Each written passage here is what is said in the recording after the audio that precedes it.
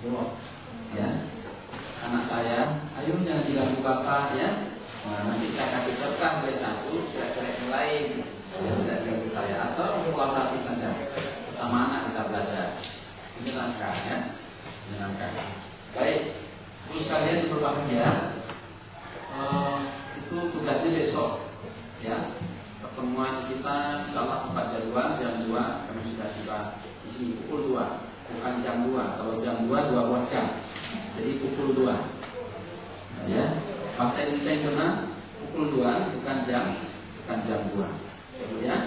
Oke, alhamdulillah. Kita minta kesediaan Bu Masnah AMA. Kita mau kesediaan tentang kegiatan pemetaan. Silakan Bu. Tidak apa-apa. Sambil ada kekurangan kita yang sama-sama. Alhamdulillah. Lanjutkan dengan berkata mantuan. Jadi langkah pertama menjadi standar progresi yang berdasar yang dapat dalam masing-masing negara, misalnya dalam bahasa Indonesia. Jadi harus menunjukkan dalam tersebut guru dapat bekerjasama dengan sendiri sehingga sesuai dengan minat dan anak. Jadi cara yang kedua kita dulu tema-tema mereka. Misalnya harus ada tema. Dengan tema tersebut maka guru dan sendiri harus bersama sesuai dengan minat dan anak. Terima kasih Pak. Anda jangan dulu ada pertanyaan silakan. Alhamdulillah.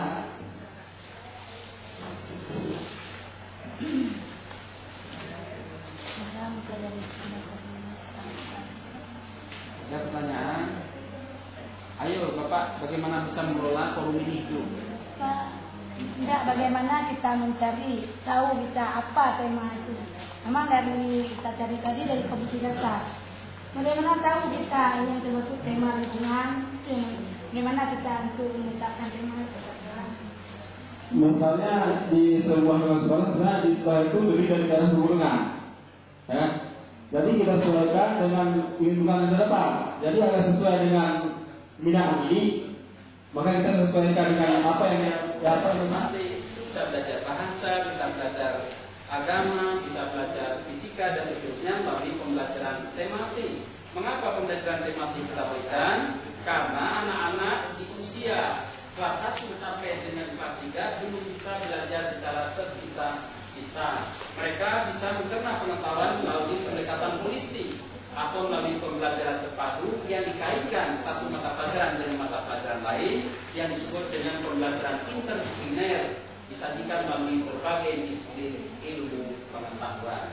Dengan pembelajaran holistik seperti ini, anak dengan sangat mudah untuk mengetahui bahwa semua pengetahuan itu adalah berbeda.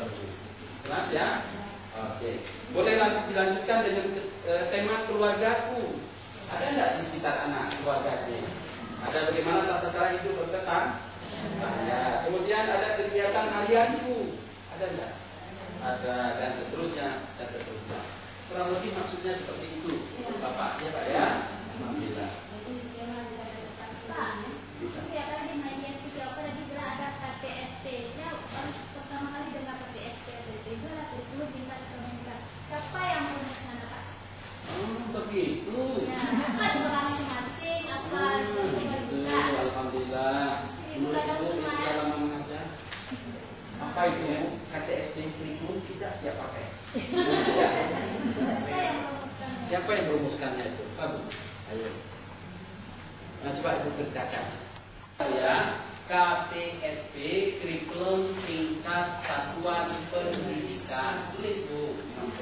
KTSP singkatan dari kurikulum tingkat satuan pendidikan. Itu nih. Ya, tapi ditanya tadi kan. Nah, yang merumuskan kurikulum tingkat satuan pendidikan adalah pemerintah pusat. Dalam hal ini adalah Departemen Pendidikan Nasional Republik Indonesia. Maka materi itu sebenarnya sudah disampaikan kepada setiap lembaga pendidikan di seluruh wilayah Indonesia. Bapak Ibu nanti boleh akses kurikulum itu melalui Dinas Pendidikan, ya kan? Maka disitulah menjadi pedoman kita. Nah, persoalan bagaimana kita kembangkan tema tentu harus dikontekstualisasikan. Kontekstualisasikan maksud saya adalah kalau ada pepaya ini, di sini bisa enggak belajar tentang menghitung matematik? Bisa enggak? Dengan ada batang pepaya tadi, ada berapa jumlah buah dalam batang pepaya tadi? Bisa enggak dihitung buahnya? Sudah belajar matematik enggak? Sudah ada belajar tumbuh-tumbuhan enggak? Sudah. Kita perkenalkan pepaya. Kemudian belajar biologi. Ada berkenaan dengan gizi. Salah satu adalah belajar dengan vitamin. Apa yang dikandung oleh pepaya? Vitamin A. Vitamin A. Kegunaan vitamin A